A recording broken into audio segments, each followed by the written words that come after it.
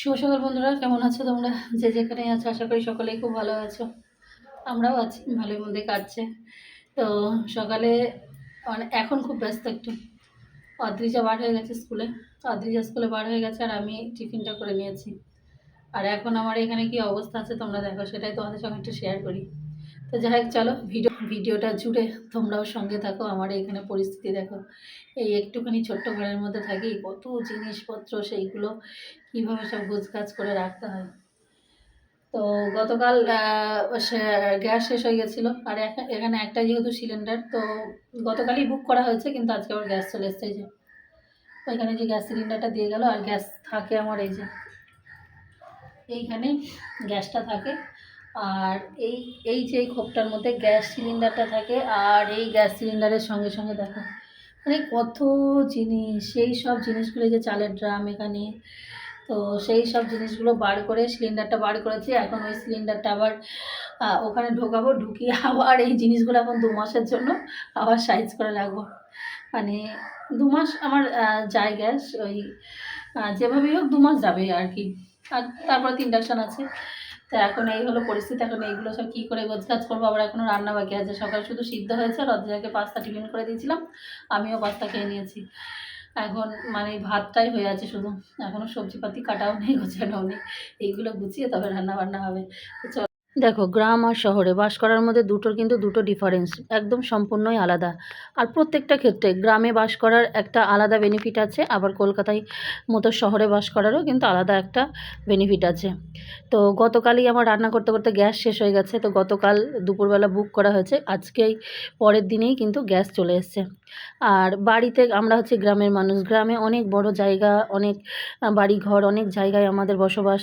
সেইখান থেকে এসেই এক চিলতে ছোট্ট একটা কুটুরির মধ্যে থাকা হয়তো মাঝের মধ্যে একটু অসুবিধা হয়, দমবন্ধ লাগে, কিন্তু কি করা যাবে। শহরে, কলকাতা শহরে আমরা মানে গ্রাম থেকে এসেছি বলে আমাদের এই জায়গাটা অনেকটা ছোট লাগছে, কিন্তু কলকাতা শহরে সত্যি কথা বলছি, যারা শহরের মানুষ তারা জানে যে এখানকার জায়গার কতটা মূল্য। এখানে মানে আমরা আছি, এখানে এমন মানুষ আছে যে এমন পরিস্থিতিতে থাকে, আবার এমন মানুষ আছে, সেটা বললেও ভুল হবে, তারা হয়তো হাজার হাজার স্কোয়ার ফিটের ফ্ল্যাট বাড়িতেও থাকে। কিন্তু আমাদের মতো সাধারণ নিম্নবিত্ত মধ্যবিত্ত পরিবারের মানুষগুলো কিন্তু মানে আমরা যতটুকু জায়গা নিয়ে আছি, অনেক মানুষের কাছে এটা কিন্তু অনেকটাই। তবু এইটুকু জায়গা, তো আমরা গ্রাম থেকে এসেছি, মাঝের মধ্যে যে বললাম একটু অসুবিধা হয়, কিন্তু সেই জায়গাটুকু যদি একটু গোছগাছ করে রাখা হয় তাহলে কিন্তু আবার যে খুব কম সেরকম লাগে না। গ্রামের মতো হয়তো হবে না জায়গা, কিন্তু মন্দ হয় না। তো এই যে দেখো, এই যে গ্যাস রাখার জায়গাটা, ওইখানটায় গ্যাসটা রেখে মানে ওই খোপটুকুর মধ্যে যে কত জিনিস ভরা ছিল, তো সিলিন্ডারটা বার করার সময় এগুলো সব বার করতে হয়েছিল। তো এখন দেখো আবার ওই যে ওইখানটা ভালো করে ঝেড়ে মুছে সিলিন্ডারটা রেখে আবার এই যে পরপর পরপর পরপর সব সাজিয়ে রেখে দিলাম। যখন বার করেছিলাম তখন মনে হচ্ছে এত জিনিস কী করে ওখানে ধরবে, কিন্তু এই যে দেখো একটু গোছগাছ করে রাখলাম, তো সব জিনিসগুলো ধরে গেছে। আর এখানে এই যে রান্নার মশলাপাতি, কৌটো সব কিছু থাকে। আর এই জায়গাটা তো অনেক নোংরা হয়ে গেছিলো, অনেক জিনিস বার করা হয়ে গেছিলো। তারপরে ওই যে কাকুটা গ্যাস দিয়ে গেল, তো সেইগুলো পুরো ঝাড়ু দিয়ে মুছে পরিষ্কার করে নিয়েছি। এবার অদ্রিজা তো সকালে ভাত করে, সিদ্ধ ভাত ওকে খাইয়ে ও তো স্কুলে বেরিয়ে গেছে, আর বাদ বাকি রান্নাটুকু আমার হয়নি। এবার গ্যাস আসলে এবার রান্না করব। তো মোচা আছে, খুব ছোট মোচা, মোচাটা এখন কেটে নেব, মোচাটা কেটে রান্না করব, মোচা করব, পাট শাক করব। আর সত্যি কথা বলতে আজকে মোচাটা রান্না করেছিলাম, মোচাটা দেখতেই এতটা সুন্দর হয়েছিল না। মোচা দেখবে অনেকে রান্না করে কালচে কালচে হয়ে যায়, কিন্তু না, মোচা আমি একদম নিরামিষ ঘি গরম মশলা দিয়ে করেছিলাম, একদম মানে সেই মানে হলুদ হলুদ টাইপের, একদম মানে দেখতেও যেরকম সুন্দর হয়েছে খেতেও কিন্তু সেরকমই সুন্দর হয়েছে।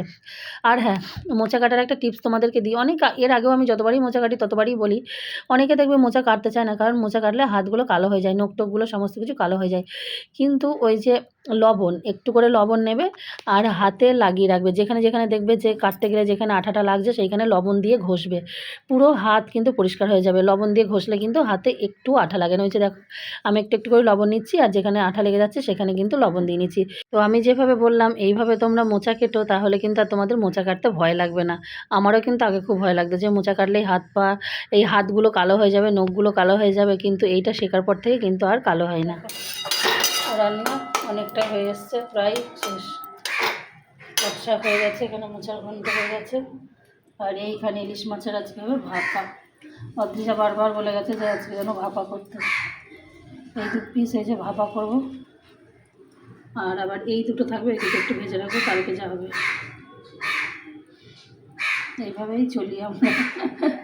তো চলো এটা এখন ম্যারিনেট করে, শুধু মাছটা হলে হয়ে যাবে। আর এইখানে সর্ষে, পোস্ত, একটু কাজু বাদাম দিয়েছি। এর মধ্যে এবার যাবে কাঁচা সর্ষের তেল আর কাঁচা লঙ্কা।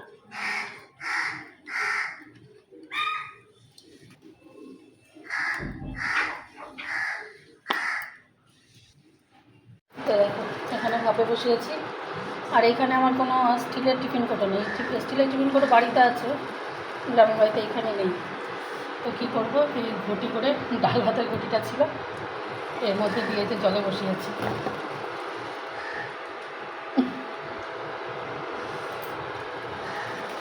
তো দেখো রান্নাবান্না সেরে স্নান টান করে চলে এসেছি, আর এখন বসবো খেতে। আর আজকে সেই মানে এত সুন্দর হয়েছে কি বলবো। তো আমার মেয়ে বলেছিল আজকে, মা আজকে ভাপা করবে ইলিশ। ইলিশ মাছের ভাপা সাধারণত খাওয়া হয় না, কারণ কি বলো তো, যেহেতু ওই যে তেল পছন্দ করি, ইলিশ মাছ না ভাজলে তো তেল বার হবে না, ওই জন্য ইলিশ মাছের ভাপা কম হয়। তো আজকে করেছি আমি, ঘটিটা থেকে যখন ঢাললাম ওই ঘটিটা চেটে খেয়েছি, এত টেস্ট হয়েছে কি বলবো। চলো তোমাদেরকে এক ঝলক দেখাই, তোমরা দেখলেই বুঝতে পারবে। এই যে ভাত নিয়ে নিয়েছি, আর এখানে যে ভাত আছে, আর এগুলো ওই যে পাট শাক। এই সময় অন সিজনে পাট শাক খুব ভালো লাগে খেতে। আর এই যে মোচার ঘন্ট, মোচার ঘন্টটাও এত সুন্দর হয়েছে না, বাদামটা প্রথম দিতে মনে ছিল না, তো শেষে ভেজে দিয়ে রেখেছি। আর এই ইলিশ মাছের একটু তেল, আর এই হলো সেই। দেখে তোমরা বলো যে কীরকম হতে পারে এটা। সত্যি কথা বলছি, এত সুন্দর খেতে হয়েছে। আমি এই ঘটিটা চেটে খেয়েছি, আর তারপরে হচ্ছে মানে সর্ষে পোস্তর একটা মানে গন্ধেই ম করছে ইলিশ মাছের। আর যে সব রান্নাগুলো এত সুন্দর হয়েছে, মানে মোচার ঘন্টটা দেখেই বোঝা যাচ্ছে এতটা সুন্দর হয়েছে। মনে হচ্ছে যে এই মায়াপুরে হয় না যেরকম, মানে একদম তো নিরামিষ করেছে, এটা ঘি গরম মশলা দিয়ে করেছি, একদম সেরকম টেস্ট।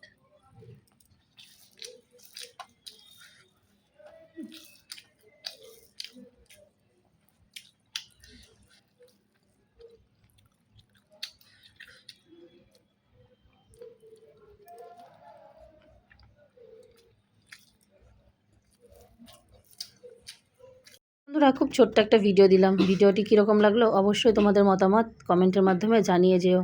অনেক বন্ধুরা দেখি কমেন্ট করো অথচ লাইক দাও না, কেন সেটা জানি না, হয় ভুলে যাও নয়তো ইচ্ছা করে দাও না। পারলে একটু চেষ্টা করো যে একটু লাইক দিয়ে কমেন্টটা করার। আর চলো ভিডিওটা এখানেই শেষ করলাম। সকলে ভালো থেকো, সুস্থ থেকো, আবারও দেখা হবে নেক্সট ভিডিওর সাথে। ততক্ষণের জন্য টাটা।